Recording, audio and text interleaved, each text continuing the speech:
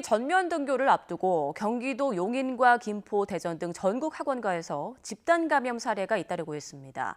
성공적인 등교를 위해선 학원에 대한 방역 지침을 강화해야 한다는 목소리도 나오고 있습니다. 박기환 기자입니다. 경기도 용인시에 있는 한 초등학생 대상 영어 학원. 학교를 마친 아이들이 몰려올 시간인데도 문은 굳게 닫혀 있습니다. 이곳에서 지난 13일 집단 감염이 발생했기 때문입니다. 원생 1명이 먼저 확진 판정을 받은 뒤 강사 2명과 원생 7명, 가족까지 사흘 만에 12명이 감염됐습니다.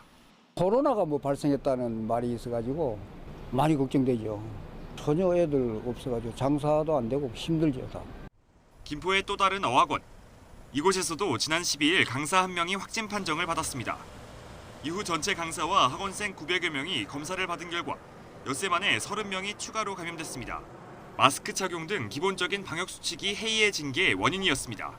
마스크를 잘 착용하고 있었는데 는 경우가 좀 있었다 이런 얘기도 있었어요. 교무실 실내에서 약간씩 벗는 경우가.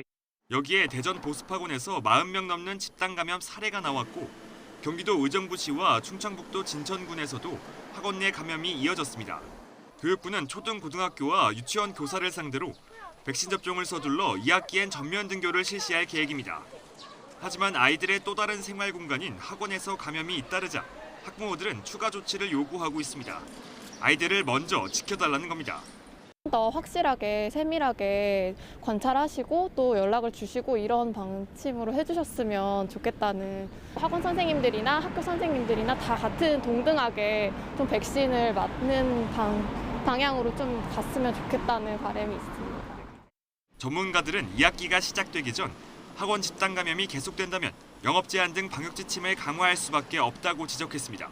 학원에 대해서 어떻게 준비하느냐에 따라서 가을 등교 수업의 상황도 결정될 수 있어요. 특정 유행 이상 발생을 하게 되면 학원이나 이런 부분에 대한 영업 제한이라든지 이런 부분도 고민해야 될 수도 있는 거죠. 전면 등교를 위해선 학교뿐 아니라 학원 내에서도 방역 수칙 준수와 꼼꼼한 대책 마련이 필요한 상황입니다. YTN 박견입니다.